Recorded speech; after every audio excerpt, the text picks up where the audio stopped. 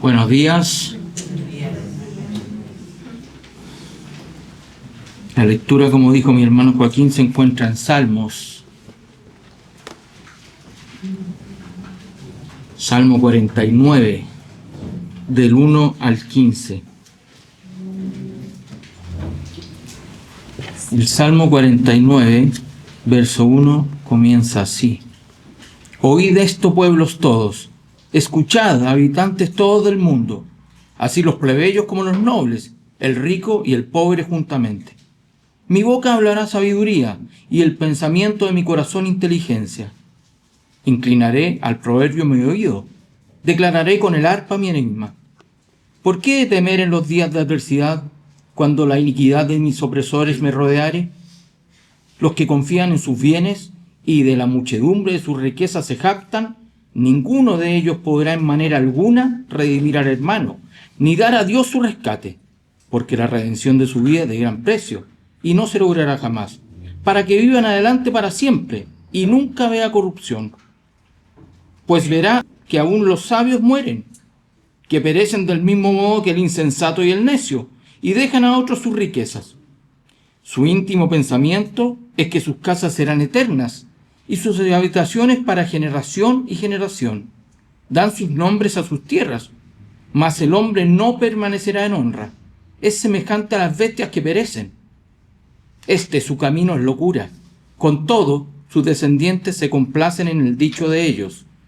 Como a rebaños que son conducidos al Seol, la muerte los pastoreará, y los rectos se enseñorearán de ellos por la mañana. Se consumirá su buen parecer, y el Seol será su morada. Pero Dios redimirá mi vida del poder del Seol, porque Él me tomará consigo. Muchas gracias, hermano Juan Carlos, por esta gigantesca, tremenda lectura. Hemos llegado a los Salmos. En este viaje a través de la Biblia, hoy llegamos al libro de los Salmos, el himnario de Israel, el libro de los cánticos de Israel, una gran colección. Aquí es difícil hablar de autor, se habla muchas veces de los Salmos de David, pero realmente hay varios autores. ¿Por qué se habla de los Salmos de David? Porque al menos 73 de los 150 salmos son de David. Pero también hay salmos de los hijos de Coré, 11 por lo menos. Hay salmos de Asaf, de Emán Esraíta, de Etán Esraíta, incluso de Salomón. Y más aún hay un salmo de Moisés. Por lo tanto, si consideramos Moisés unos 1500 años antes de Cristo, hasta David, que escribió la mayoría, y posterior a David otros, hay entre 500 y 600 años entre los cuales se fue formando este himnario maravilloso. No hay una fecha, por lo tanto, precisa para decir, esta es la fecha en la que se supone se escribió. No, se fueron escribiendo, se fueron recopilando a través del tiempo, habiendo salmos tan antiguos como un salmo de Moisés entre ellos. Y muchos de los anónimos, lo más probable, o es altamente probable, que sea de estas mismas personas, pero que su autoría, digamos, dejó de escribirse, dejó de colocarse en la parte superior donde se colocaba el nombre del autor. Los temas son variados, muy variados de los salmos. No obstante, hay varios pensamientos que se repiten a través de todo el libro, a través de cada uno de los salmos. Uno de los grandes argumentos de los salmos y por qué son tan amados es por la confianza, el tema de la confianza. Confía en el Señor.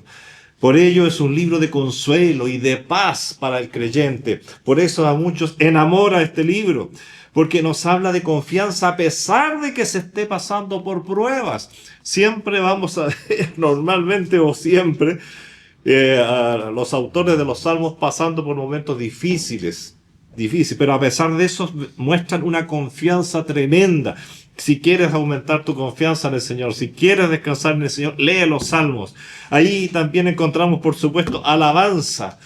Con ello, la gratitud a Dios. Dios recibe la gloria a través de todos estos cánticos. Está el reconocimiento de Dios como el creador omnisciente y omnipotente. Hay salmos que uno se siente tan chiquitito al lado de ellos porque son enormes, mostrando la grandeza de Dios. Hay gozo en los salmos, por supuesto que sí, el gozo en el Señor como algo superior a la prueba que se está pasando. Sí, la estoy pasando mal, dice el salmista, por así, parafraseando, diciendo, hablando en general, pero estoy gozoso en el Señor porque sé que mi Señor es muy superior a la prueba por la que estoy pasando. Ese gozo es la certeza de contar con un Dios vivo, justo, misericordioso, que cumple con lo prometido. Estos son los grandes temas. Misericordia. La misericordia la vemos en muchos salmos. La misericordia de Dios y como base de la esperanza nos muestra un Dios grande en misericordia y tardo para la ira. Pero también nos deja y nos hace ver las realidades. Es un libro muy realista. La existencia de los malos. Habla mucho de los malos. Aquellos que se oponen a la voluntad de Dios y no se gozan por sus misericordias. Está también la existencia, y lo deja muy claro los salmos, de los enemigos. Sí, hay enemigos. Aquellos que buscan el mal de los justos. De aquellos que buscan el rostro de Dios.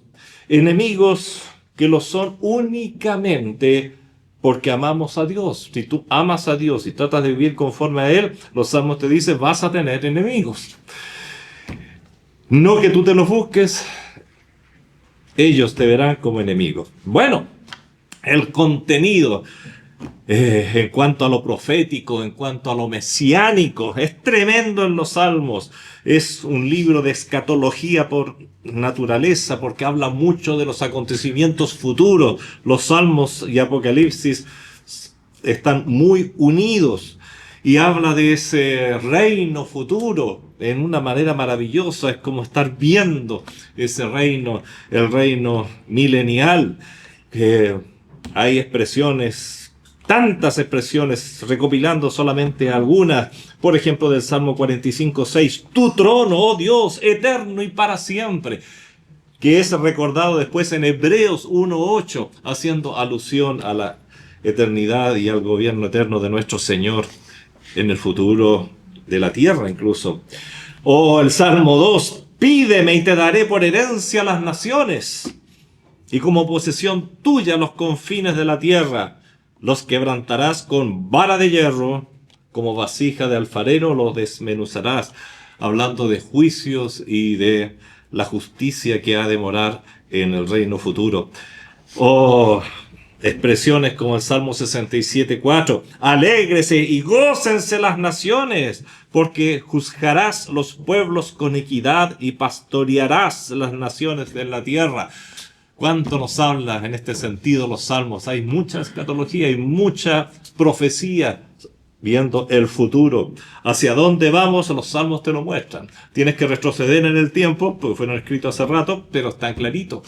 ¿Hacia dónde vamos? ¿Para qué decir sobre la pasión, muerte y resurrección de nuestro Señor? ¿Cuánto acudimos a los salmos? Ahí podríamos estar mucho rato leyendo trocitos, pedacitos de los salmos. Por ejemplo, el Salmo 22:18, partieron entre sí mis vestidos y sobre mi ropa echaron suertes. Juan 19:24 recuerda esta expresión que fue profetizada en los salmos, el Salmo 22, o el Salmo 16:10, no dejarás mi alma en el sepulcro, ni permitirás que tu santo vea corrupción. Vemos su cumplimiento pleno en los Hechos 2:7. De ahí se nos menciona esta tremenda verdad. Salmos que nos hablan, son terribles y tremendos, y nos hacen sentir, nos hacen ver, nos hacen oír lo que el Señor Jesucristo pensaba cuando estaba en la cruz del Calvario. ¿Dónde lo vamos a ver esto sino en los salmos? Ahí está tan claro el Salmo 69, por ejemplo, 21. Pusieron hiel por comida y en mi sed me dieron a beber vinagre. El cumplimiento de eso lo vemos en Mateo 27, 34, 48, que es Jesucristo que lo está viviendo, y es como si el salmista estuviese viendo el futuro y hablando a nombre de Cristo. Oh, bueno, y tantos otros más optimistas. La piedra que desecharon los edificadores ha venido a ser cabeza del ángulo, Salmo 118, 22, lo cual está recordado en Mateo 21, 42. No, los salmos son fantásticos, son maravillosos. Encuentras tanta riqueza. Consideremos ahora un salmo. Vamos a considerar, y vamos durante 3 o 4 domingos, vamos a siendo un tema tan amplio, y que aquellos que están leyendo la Biblia en un año, por lo menos, y siguiendo el programa, van a haber estado por lo menos 4 semanas leyendo los salmos. Bueno, ¿qué salmo elegir para hablar hoy día en particular? Hay muchos salmos que son muy conocidos y la tentación, la primera, fue hablar de cada uno de los salmos más conocidos, pero del Salmo 23 me di cuenta que por lo menos hemos hablado en 5 oportunidades. Dije, no, tiene que ser algo que no hemos hablado. El Salmo 1, bienaventurado el varón que no anduvo con si incluso lo cantamos, hay un himno que habla de él y estamos siempre recordándolo. Vamos a hablar de otro salmo menos conocido. Y finalmente me decidí por uno de los 11 salmos escrito por los hijos de Coré, en particular el 49 que ha sido leído por Juan Carlos en esta mañana. Salmo 49, es un salmo que en lo personal siempre me llama la atención y me conmueve. Para un lector que pasa volando sobre los salmos en su lectura devocional, puede parecerle, incluso puede ser esto reforzado por algunos autores que comentan el salmo, que el escritor lo único que pretende es comparar la insensatez de aquellos que confían en sí mismos, que confían en sus riquezas, que confían en su poder, que confían en sus títulos, confían en su nombre,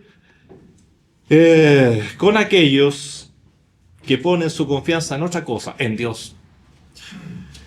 Aunque esta idea está en el Salmo, por supuesto, la realidad es que este Salmo enseña, pero mucho más. Para comenzar, el salmista nos desafía con un enigma.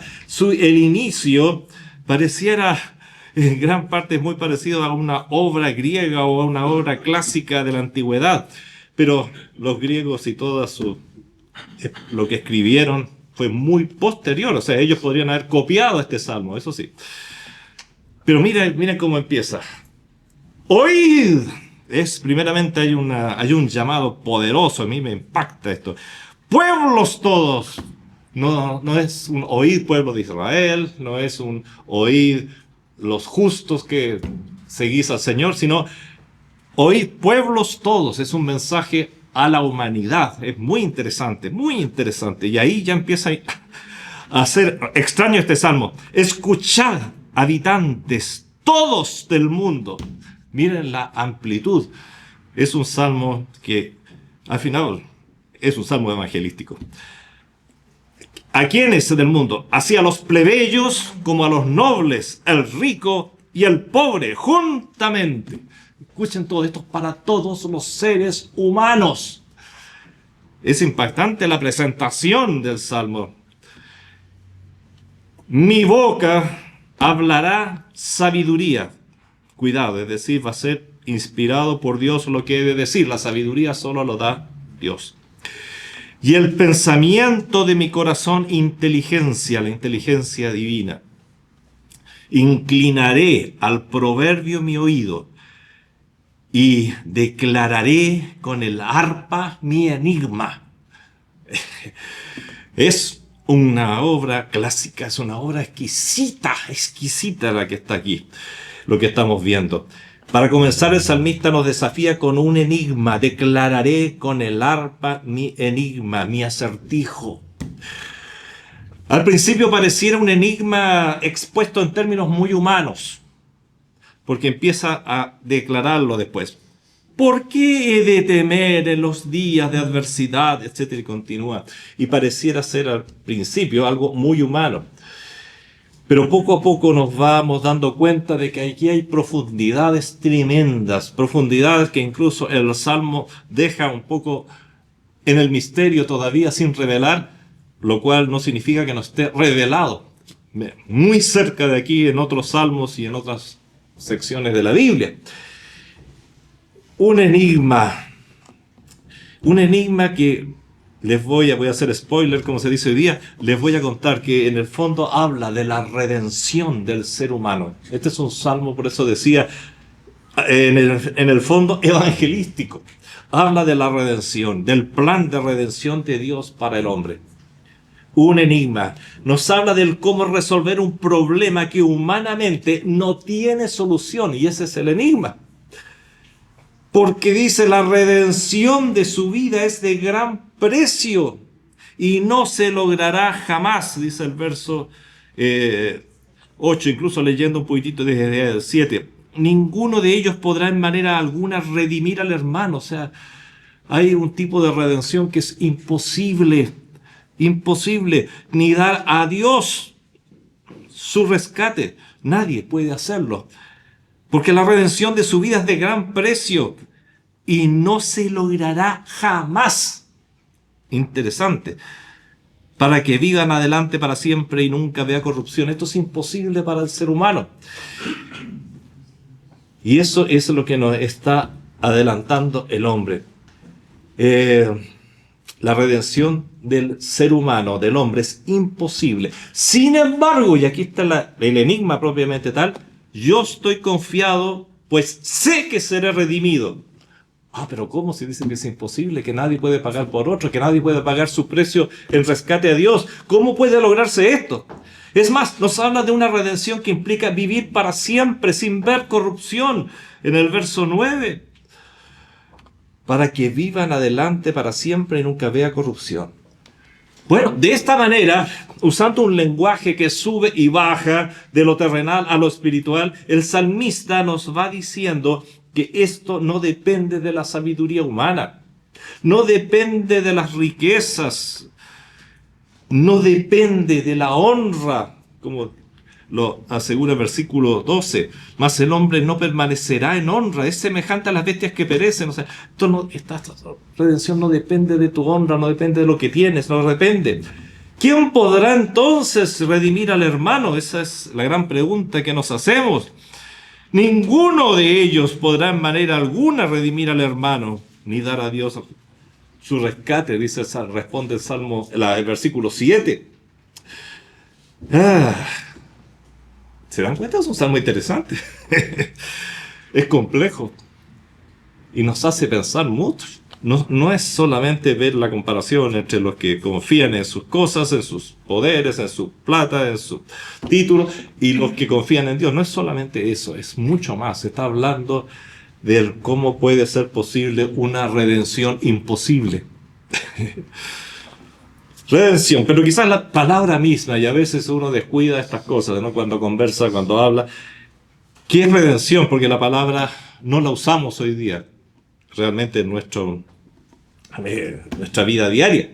¿Qué es redimir? Es muy importante en este caso tener claro esto. Y palabras muy simples, redimir es pagar un precio para liberar a una persona atada a algo o a alguien.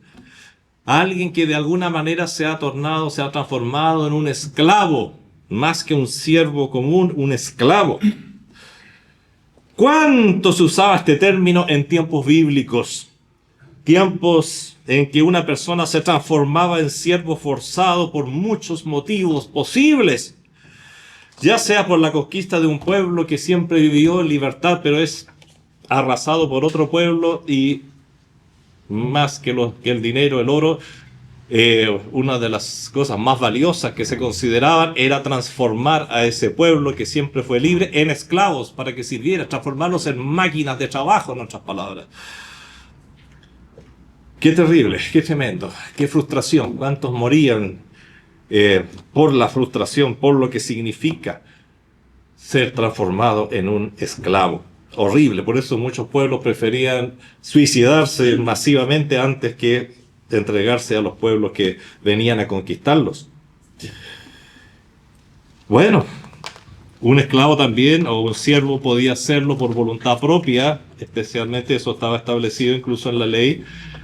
Si yo por algún motivo quedaba en grandes deudas y no tenía ya más dinero, yo podía ofrecerme como esclavo y me daban un precio. Y eso se se trataba, es decir, una esclavitud que durará 4 años, 5 años, 1 año.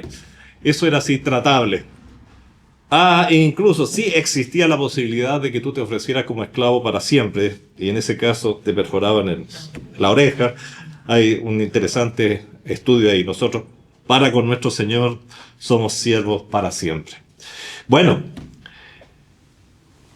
también el término se asocia a como decía, un compromiso indefinido.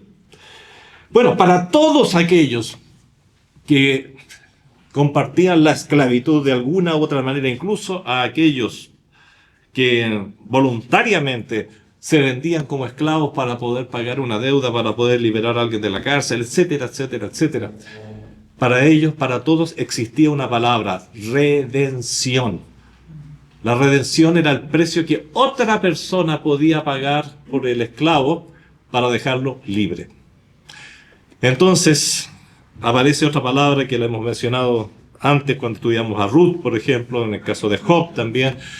Hay una persona que se llama Goel. El Goel es el redentor, es el único que puede pagar el precio. ¿Cuánto tiempo llevas de esclavo? 2 años. ¿Cuánto te queda todavía con respecto a tu contrato? Me quedan 3 años. Ya, yo voy a pagar esos 3 años para que tú quedes libre. Es decir, esa persona que pagaba se transformaba en redentor. Lo mismo con un esclavo forzado, producto de conquistas. Tú podías redimirlo a través del precio que tu dueño pusiera por ti. Bueno, estamos en este salmo y el tema realmente vamos descubriendo finalmente que es el tema de la redención. ¿Quién podrá redimir al hermano? ¿Quién? Esa es la gran pregunta. Es imposible humanamente hablando, nos está diciendo el Salmo, es de gran precio y no podrá ser pagado nunca, lo dice. Entonces, ¿por qué yo tengo confianza que sí voy a ser redimido? El autor del Salmo nos habla de una redención de la muerte. Sí, es interesante porque no solamente puedes ser esclavo de una persona, somos esclavos de muchas cosas. ¿Por qué hay muerte? Porque la paga del pecado es muerte. Y todos hemos pecado. Por lo tanto, estamos todos bajo condenación si es que no aparece un redentor. Así es. Y ese es el gran tema del Salmo. El autor del Salmo nos habla de una redención de la muerte. El ser humano está sujeto a una ley que le hace esclavo de la muerte, esclavo del Sheol o del Hades en griego, más adelante. El principio es universal y eterno, porque la paga del pecado es muerte. Romanos 6:23. Es muerte. Luego, esta ley universal ya está aplicada a la raza humana. ¿Por qué morimos? Por eso. Porque el ser humano pecó como ser humano, como raza humana. Por eso esta ley que es universal ya está aplicada a la raza humana. Las Escrituras son enfáticas en declarar por cuanto todos pecaron y están destituidos de la gloria de Dios. Romanos 3:23. Es decir, toda la humanidad se encuentra esclavizada por el pecado y por ello es esclava de la muerte. Incluso las palabras que usa el Salmo son muy fuertes. Habla en el verso 14, dice: como a rebaños que son conducidos al Sheol, la muerte los pastoreará. Es fuertísimo. Si tú lees rápido el Salmo, se te pasan todas estas frases muy rápido, pero si lo lees lento, uno queda detenido muchas veces. La muerte, qué tremendo. Por una parte la poesía, pero por otra parte la verdad que está diciendo con esta poesía. La muerte los pastoreará. Nosotros decimos, Jehová es mi pastor, Él me pastorea. Pero tienes 2 posibilidades: ser pastoreado por la muerte o ser pastoreado por Jehová, por el Señor, por Dios. Hermanos queridos, toda la humanidad se encuentra esclavizada por el pecado y por ello es esclava de la muerte y de alguna manera son pastoreados por la muerte. Por eso es que todo hombre, si no es redimido, llega al infierno. Pero antes del infierno llega al Sheol o al Hades. Cuidado. Viendo nuestra actualidad, alguien podría decir, pero bueno, hoy día no existen ya estas situaciones. Para empezar, estarías equivocado desde el principio porque hay esclavos físicos en muchas partes del mundo en estos momentos. Hay sistemas religiosos que aceptan la esclavitud y hay muchos esclavos. Pero no solamente son esclavos aquellos que tienen menos poder que otros y esos que tienen más poder los esclavizan, sino que también muchas veces nosotros nos transformamos en esclavos y voluntariamente firmamos documentos que por 20, 25 años nos mantienen esclavos de una cuenta, por ejemplo, y si no pagas esa cuenta la pierdes. Eso es una forma de esclavitud, una forma de servicio, porque estás absolutamente dependiente. Hermanos queridos, por todo lo anterior, todas estas formas de esclavitud, no es nada comparado con la esclavitud a la que el hombre quedó sometido luego de caer en transgresión a Dios. Y esto no es solamente para los hombres del pasado, los hombres que leían este salmo en su vida o posterior. Esto sigue siendo válido para nosotros hoy día. La declaración de Pablo en el libro de los Romanos, por cuanto todos pecaron y están destituidos de la gloria de Dios, no solo fue para los hombres y mujeres que vivieron en los tiempos de Pablo o del Antiguo Testamento, si vamos más atrás, digamos en tiempos bíblicos. Estos principios están tan vigentes hoy como ayer y como lo serán mañana. Toda persona que no haya sido redimida es hoy un esclavo del pecado. Es esclavo de la pena impuesta a los pecadores, es decir, la muerte. Esto no es cultural, es una realidad objetiva, es una realidad universal. Se trata de una esclavitud cuyas cadenas atan al hombre a la muerte física, al dolor y a la muerte espiritual, que es lo más complejo. Y también te atan de alguna manera a Satanás y al pecado. Pero también lo ataron a estar bajo la condena de Dios, la ira de Dios. Muchas veces no consideramos eso. Toda persona que no ha sido redimida sigue, y el tema, como ustedes ven, da para mucho y podríamos seguir ampliándolo, sigue bajo la condena de Dios, y eso es más preocupante todavía, la ira de Dios. Hermanos queridos, de alguna manera, intuitivamente o racionalmente, el hombre se da cuenta de esto, el ser humano se da cuenta de esto. Y ha buscado desde los tiempos más remotos formas para lograr la redención espiritual, porque este tema planteado en el Salmo 49 es un tema muy antiguo, tan antiguo como Adán y Eva y lo que sucedió a la salida del paraíso. Existe un sentimiento universal de esa necesidad de redención. El que dice que él no tiene ese sentimiento se dará cuenta al poco de buscar que sí lo tiene. El ser humano lucha por su redención. Desde la milenaria cultura china, pasando por la creación de las religiones hinduistas, budistas, islámicas y precolombinas en América, continuando con todos los movimientos religiosos contemporáneos, la necesidad de redención se hace palpable. El hombre la demuestra. Si hay algo que pasa ahí, sé que soy libre, de acuerdo a la Constitución, de acuerdo a esto, de acuerdo a esto otro, de acuerdo a las leyes, pero no me siento libre. La conciencia de estar bajo condena es universal, pues es una realidad como lo es el tener que respirar para vivir. Con mayor o menor claridad, el sentimiento está ahí. Dios inspira al escritor del Salmo 49 a enfrentarnos con la realidad de la causa y efecto del pecado. Y dice, ninguno de ellos podrá en manera alguna redimir al hermano. Yo no puedo redimir ni aun al ser más amado por mí, ni aunque destruya mi cuerpo, ni aunque dé mi vida por él. Porque mira lo que dice después, ni dar a Dios su rescate.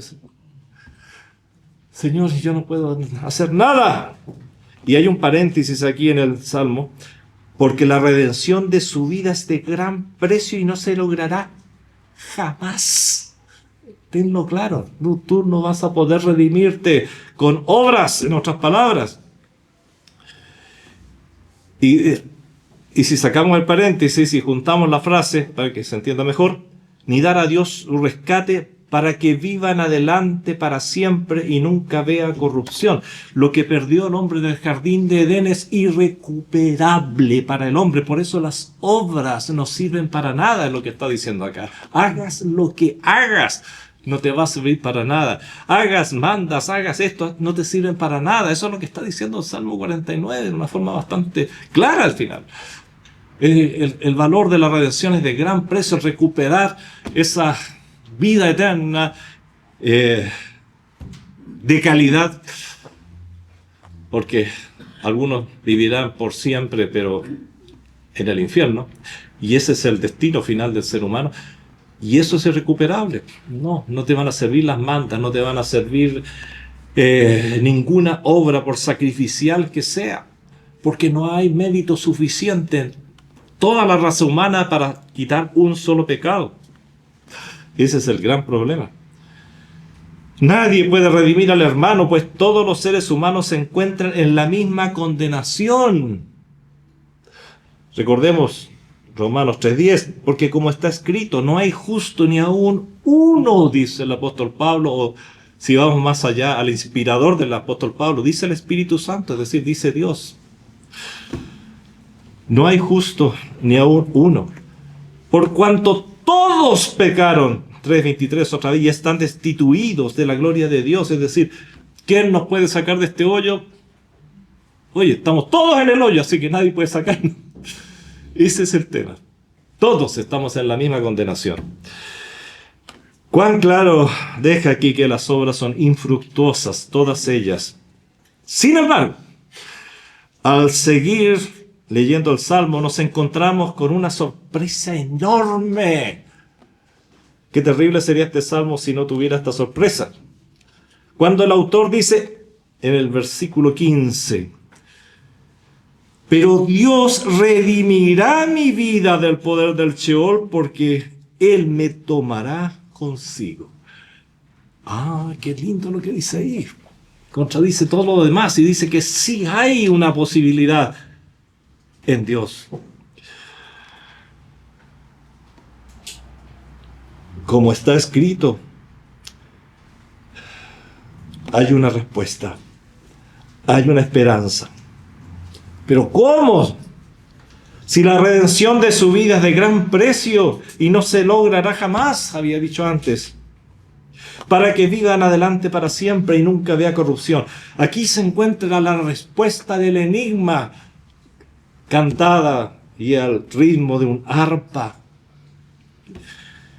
Qué lindo sería tener las melodías de estos salmos, pero no las tendremos hasta que estemos en el cielo. El asunto es que surge un redentor, un Goel, que es capaz de pagar el gran precio haciendo posible esa redención imposible. Imposible para el ser humano, imposible para los ángeles, imposible, pero sí posible para Dios. Aparece un redentor que permitirá que un hombre viva en adelante para siempre y nunca vea corrupción. Este redentor es el Señor Jesucristo. El Salmo no ilumina más, deja hasta allí, como quien dice, nos deja metidos con queriendo saber más, pero gracias a Dios que hay muchas otras porciones que después lo explican. Ese redentor es el Señor Jesucristo. En Romanos leíamos una parte muy terrible, muy negativa, que nos deja muy mal, porque la paga del pecado es muerte. La primera parte del versículo. Pero más adelante continúa ese versículo. Y dice, más la dádiva de Dios, el regalo de Dios, no lo que tú logras alcanzar, no lo que tú logras comprar, no lo que tú logras ganar. La dádiva, el regalo de Dios es vida eterna en Cristo Jesús, Señor nuestro. Así también lo dice en el capítulo 3:23, y lo leímos antes, porque por cuanto todos pecaron y están destituidos de la gloria de Dios. Sí, esta es la primera y terrible gran verdad. Pero luego dice en el verso 24, siendo justificados, ese justificado implica redimidos gratuitamente, y otra vez se vuelve a colocar, sin precio, sin oro, sin plata, sin obras, gratuitamente por su gracia, mediante, y aquí está la palabra que hemos usado mucho, la redención. ¿Y quién es el redentor? Que es Cristo Jesús. Romanos 3:24. Es así como aparece nuestra palabra clave, redención, siendo justificados gratuitamente por su gracia mediante la redención que es en Cristo Jesús. Aquí está el secreto, el misterio que responde absolutamente el enigma de el salmista de los hijos de Coré. Pablo lo describe en Colosenses, y podríamos leer muchas porciones. Pablo en Colosenses le escribe a la iglesia de Colosas en el capítulo 1, entre el 12 y el 14, y dice, con gozo dando gracias al Padre que nos hizo aptos para participar de la herencia de los santos en luz. Para empezar, esto es algo del Padre, es algo de Dios, el cual nos ha librado de la potestad de las tinieblas. Ya no somos pastoreados por la muerte, ya la muerte. Hemos sido trasladados al reino de su amado Hijo, en quien tenemos, y está la palabra clave, redención. En Cristo está la redención, en ningún santo, en Cristo, por su sangre, el perdón de pecados. Aquí encontramos, por así decirlo, las palabras claves, la llave. El por qué y cómo y por quién hace Dios posible la redención del ser humano. El autor de la carta a los Hebreos también lo dice, y porque lo repito, porque es uno de los grandes temas de la Biblia. No es algo que uno encuentra, mira, encontré un versículo donde dice esto. Mira, aquí hay algo que puede... No, esto es algo gratuito que está muchas veces dicho. Son las claves básicas de las Escrituras. El que lee la Biblia se va a encontrar con esto muchas veces. Y el autor de la carta a los Hebreos lo dice así, pero estando ya presente Cristo, y aclara quién es sumo sacerdote de los bienes venideros, por el más amplio y más perfecto tabernáculo no hecho de manos, es decir, no de esta creación, y no por sangre de machos cabríos ni de becerros, sino por su propia sangre entró una vez para siempre en el lugar santísimo, habiendo obtenido, miren qué maravilla, eterna redención, eterna libertad para nosotros. Hebreos 9, 11 y 12. Esto concuerda y responde totalmente el enigma del Salmo 49. Cuando en el versículo 15 dice, pero Dios redimirá mi vida del poder del Seol, porque Él me tomará consigo. Esto es imposible humanamente y muy difícil de entender en el tiempo en que se escribió el Salmo, pero hoy todo el mundo sabe que apareció el que puede redimir al hermano, pues pagó el precio imposible para un ser humano. ¿Recuerda lo leído? Ninguno de ellos podrá en manera alguna redimir al hermano ni dar a Dios por su rescate. Bueno, aquí apareció el que puede dar. Esa es la clave del Señor Jesucristo. Por eso este salmo es tan universal, porque la salvación no es solo para Israel, es para todo el mundo. Oíd esto, pueblos todos, escuchad, habitantes de todo el mundo, así los plebeyos como los nobles, el rico y el pobre juntamente.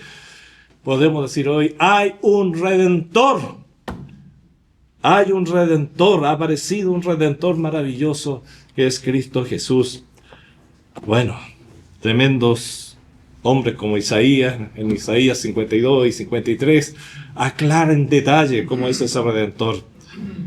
No es algo que solamente se viene a saber en el Nuevo Testamento, ya está prometido en el Antiguo Testamento, solo que en el Salmo 49 lo deja todavía un poco misterioso. ¿Quién es el Redentor? Pero sí dice que, como dice el 15, pero Dios redimirá mi vida del poder del Seol. Como decíamos antes, no dice cómo lo va a hacer, pero después la Biblia sí nos dice cómo lo va a hacer. Pero es algo maravilloso. Ahí está la redención. Es y viene de Dios, no del hombre. No son mis obras para redimir, sino Dios aplicando la sangre de su Hijo Jesucristo a nuestra vida, porque Él me tomará consigo. Hay una tremenda esperanza ahí. El Proverbio 18:24 decía, y amigo, hay más unido que un hermano. Sí, entre los hermanos no va a haber nadie que te pueda redimir, pero hay un amigo que es más unido que hermanos, Cristo Señor. Pues el Señor Jesucristo admitió ser nuestro Redentor. Yo seré tu Redentor, nos dice en buena cuenta. Siendo el único que cumple con todos los requisitos, Él sí puede dar a Dios nuestro rescate. Aquel rescate de gran precio, por Él podemos vivir delante de Él para siempre. E incluso ser resucitados sin ver corrupción, finalmente siendo en esa resurrección nuestro cuerpo también glorificado. Vamos concluyendo, hermanos. El salmista nos expone un enigma, pero también nos da una respuesta esperanzadora, solo que no detalla quién, cómo se logró y el cómo esa redención llega a ser una realidad para una persona. No obstante, como hemos visto, la respuesta a estas y otras preguntas asociadas se encuentran en multitud de otros lugares bíblicos. Y el Señor nos dice que es muy simple. Justificados pues por la fe tenemos paz para con Dios mediante la sangre de nuestro Señor Jesucristo. Por gracia sois salvos por medio de la fe. Una y otra vez. Es tan imposible para el hombre que si Dios no lo hubiera hecho fácil, nadie alcanzaría esta salvación. Por eso el error garrafal que solemos, y muchas personas me han comentado a través de la vida, pero pastor, yo he hecho muchas cosas malas. Si fuera por las cosas malas, ni aún una sola persona podría borrar, ni llegar a ser tan santo en algún momento que Dios dijera, ya, ahora que estás tan santito, te voy a salvar. No te equivoques. El Señor, ¿cómo fue el hijo pródigo al Señor? Con tal como estaba. Él había estado criando cerdos, no había tenido oportunidad de cambiarse ropa porque había perdido todo, incluso ni siquiera tenía... ni siquiera el alimento de los cerdos se le permitía comer, y así se presenta a su padre, en pésimas condiciones, pero es como Dios quiere recibirnos, en pésimas condiciones. Si yo me trato de arreglar, estoy haciendo obras. Señor, a esto he llegado, no puedo más. Sé que tú me quieres redimir, sé que tú me quieres salvar, y yo por fe recibo tu redención, Padre, en Cristo. Él es mi Redentor, lo reconozco como mi Redentor, el que murió por mí, el que me salvó, el que tomó mi lugar, porque solamente Él puede pagar por mí. Y la Biblia dice que es solo un acto de fe. Señor, yo te recibo como mi Salvador, mi Goel, mi Redentor. Padre Celestial, te damos gracias porque tú has hecho las cosas fáciles para nosotros, Señor. Las cosas imposibles, como vemos en este salmo. La salvación es un imposible absoluto para el ser humano.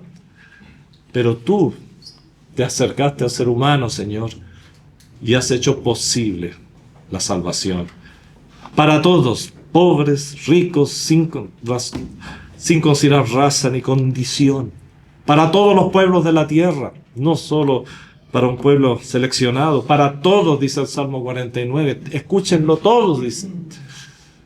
Y Señor, tú nos diste al Señor Jesucristo, y Él voluntariamente asumió nuestra culpa, asumió nuestra deuda y la pagó por nosotros.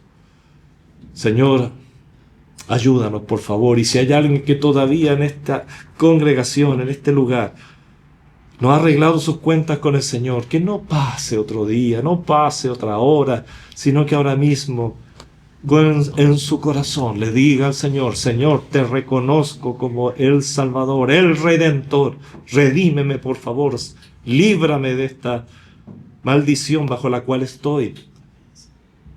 Señor, te recibo como mi Salvador, de ahora y para la eternidad. En el nombre de Jesucristo, nuestro Salvador. Amén. Amén.